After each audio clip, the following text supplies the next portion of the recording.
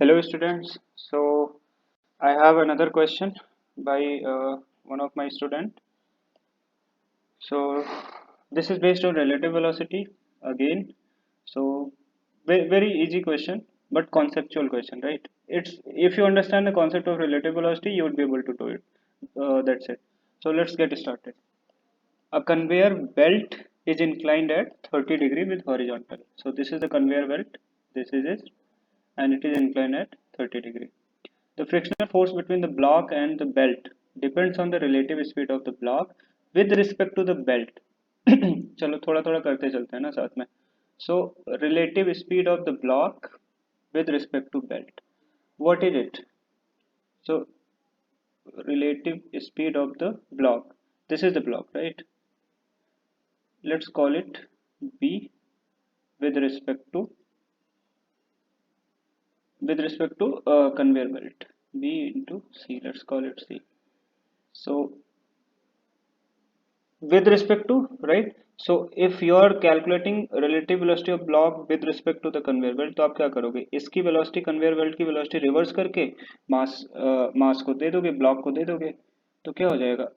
अगर velocity of block, actually belt को भी बी से डिनोट किया, तो let me call it M. Okay, mass. So relative velocity of mass with respect to belt, ठीक है, is equal to velocity of mass with respect to ground, right? Plus क्योंकि conveyor belt ऊपर जा रहा है. और एक मिनट थोड़ा सा क्वेश्चन और पढ़ लेते हैं.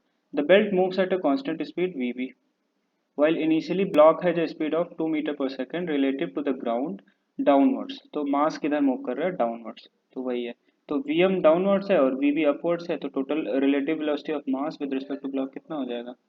Plus V B, right? The speed the speed of the belt in order for the block to, okay, read this part carefully. Speed of the belt in order for the block to come permanently at rest relative to the ground. So they break it down and then understand. Sorry. So the speed of the belt in order for the block to come permanently at rest. तो आपको क्या निकालना है? Speed of the mass और block they are saying, so I am calling it mass. Actually, sorry, speed of the belt you have to calculate. Speed of the belt. Okay, you have to find out speed of the belt for what? For block to come permanently at rest. ये जो block है इसको permanently किस पे लाना है? Rest पे. Zero, right? Relative to what? Ground. तो ये इस इक्वेशन में vm जो है वो ग्राउंड के रिस्पेक्ट में ही तो है, राइट? तो vm जीरो जब हो तब आपको vb निकालना है. और ये क्या है vm भी जो मैंने समझाया, अब इसको let's call it v relative, R E L. All right. Now you know the force balance. अगर इस मास का एफ बी डी बनाओ आप, ये जो इंक्लाइन प्लेन पे रखा है, तो इसे में बना देते हैं. इसका ये सब तो पता होना चाहिए यार अभी तक. ये जी एम जी नीचे लगेगा इधर, राइट? और इसका एक कंपोनेंट इधर आएगा, ये भी 30 होगा. Let's call it theta. ये थीटा है 30 डिग्री. और एक कंपोनेंट इधर आएगा और इसका क्या होगा? M G sine theta, right? M G sine theta, sine theta. और इधर इसका कंपोनेंट क्या हो जाएगा? Friction force, right? I always call it F R, not just F R. अब देखो अगर ये मास नीचे की तरफ डाउनवर्ड जा रहा है, फ्रिक्शन फोर्स अपवर्ड लगेगा, तो इस पे फोर्स बैलेंस कर सकते हो, राइट? तो फोर्स बैलेंस करोगे तो क्या आएगा? M G sine theta, M G sine theta, sine theta minus what? F R. F R is equal to M into acceleration. Right, dv upon dt, right. मैं dv upon dt क्यों लिख रहा हूँ? It's just I have a purpose here, dv upon dt।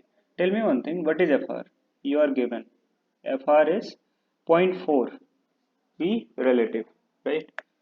तो fr is equal to 0.4 v relative, और sine theta कितना है 30, g की वैल्यू 10 है, m कितना है 1 kg, तो ये रखोगे तो कितना आ जाएगा 1 into 10 into sine theta sign 30, तो ये 5 आ जाएगा, 5 minus F R, right.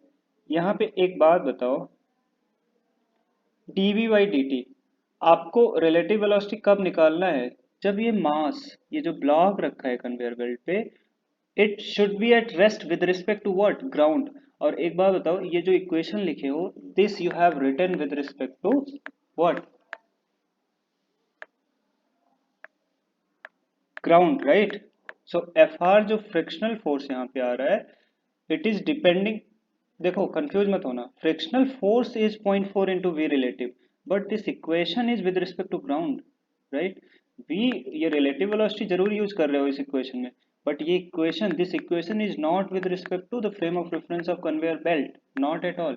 So this is with respect to ground. तो ग्राउंड के रिस्पेक्ट में अगर इस ब्लॉक को रेस्ट पे आना होगा, what would be the condition? Velocity 0 and then that means acceleration 0, तो यहाँ पे 0, तो ये फ्रिक्शनल फोर्स कितना आ गया 0.4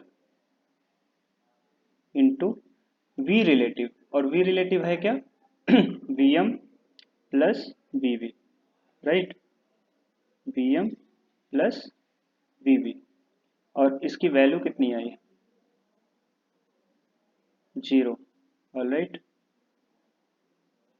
is equal to 0, no no no no not 0, sorry, इसकी वैल्यू आई 5, इस इक्वेशन को बस 5 को उधर ले गया हूँ मैं, और कुछ नहीं किया हूँ।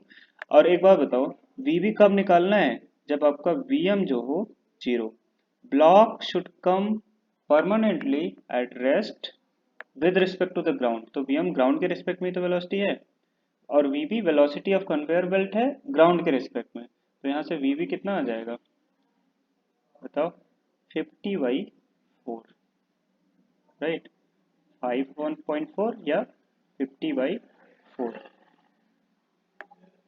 am I right? Yes, so your speed will come 12.5, did you understand it?